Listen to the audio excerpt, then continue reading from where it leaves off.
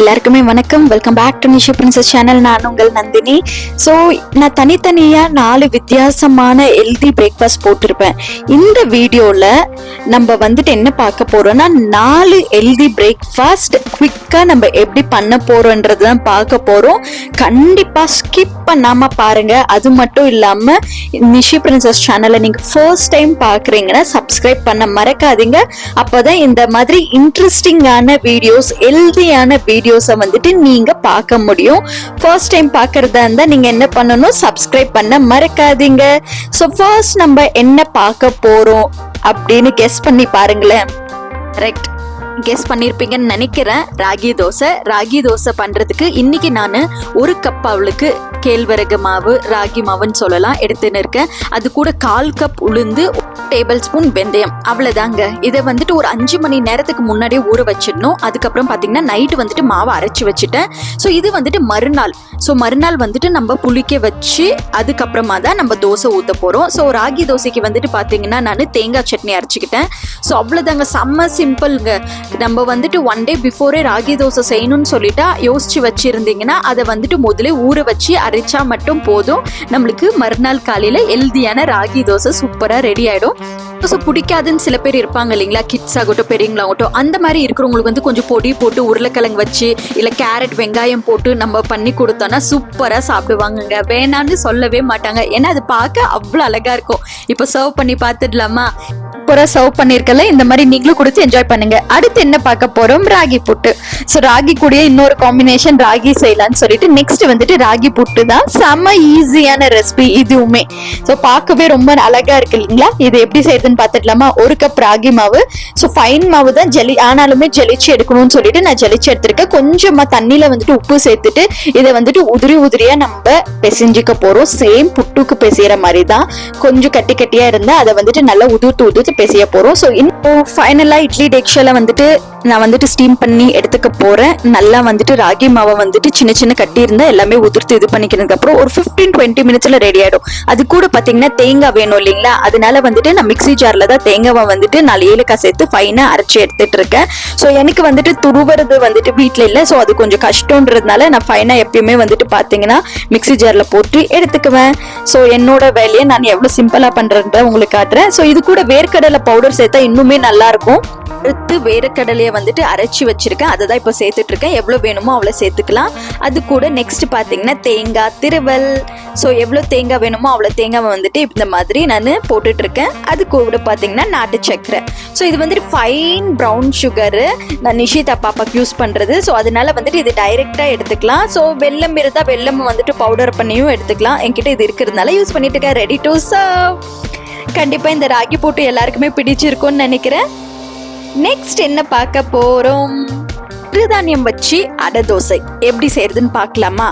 1 class அவளுக்கு சிறுதானியம் millets எடுத்திருக்கேன். அதுக்கு பச்சை பயிறு ஒரு கைப்பிடி, சுறுப்பயிறு ஒரு கைப்பிடி, அதுக்கப்புறமா பாசி பருப்பு, துவரம் பருப்பு, கொஞ்சமா உளுந்து, அதுக்கப்புறமா வெந்தயம். ஸோ இவ்வளவுதான். 1 கிளாஸ்க்கு 1 கிளாஸ் ரேஷியோ அவளுக்கு நான் பருப்பு எடுத்திருக்கேன். ஸோ மல்டி கிரெயின்ஸ் பருப்பு. ஸோ ரெண்டுமே ரொம்ப ஹெல்தி. அதை வந்துட்டு பாத்தீங்கன்னா நான் ஒரு 5 மணி நேரம் ஊற வச்சு ஒரு மிக்ஸி ஜார்ல சேர்த்திருக்கேன். அது கூட ஒரு 4 பல் பூண்டு, 4 மிளகாய், கொஞ்சமா சீரகம், 2 லவங்கம், அதுக்கப்புறம் ஒரு துண்டு இஞ்சி, இதெல்லாம் சேர்த்து அரைச்சிக்கணும். ஃபைனா அரைச்சிக்கிடாச்சு. ஸோ தாளிச்சு செஞ்சா ரொம்பவே நல்லா இருக்கும்ன்றதுனால வெங்காயம், கொஞ்சமா புதினா, கொத்தமல்லி, ஒரு பச்சை மிளகாய், அதை வந்துட்டு சிறுசா கட் பண்ணிட்டு இருக்கேன். தாளிக்கிறதுக்கு எண்ணெய், உளுந்து, கடலைப்பருப்பு, அதுக்கப்புறமா சீரகம், அது கூட பாத்தீங்கன்னா வெங்காயத்தை சேர்த்து நல்லா நம்ம வதக்கி எடுத்துக்க போறோம். நல்லா வந்துட்டு இது கலர் சேஞ்ச் ஆகட்டும். கலர் சேஞ்ச் ஆகின உடனே நம்ம வதக்கி எடுத்துக்க போறோம். ஓகே, இப்போ வந்து வெங்காயம் சேர்த்தாச்சு. வெங்காயம் வந்துட்டு நல்லா டிரான்ஸ்பரண்ட் ஆனதுக்கு அப்புறமா இப்போ மாவுல வந்துட்டு கொஞ்சமா வந்துட்டு மஞ்சள், அதுக்கப்புறமா ஒரு கொஞ்சமா 1/4 டேபிள் ஸ்பூன் அவளுக்கு பெருங்காயத்தூள்.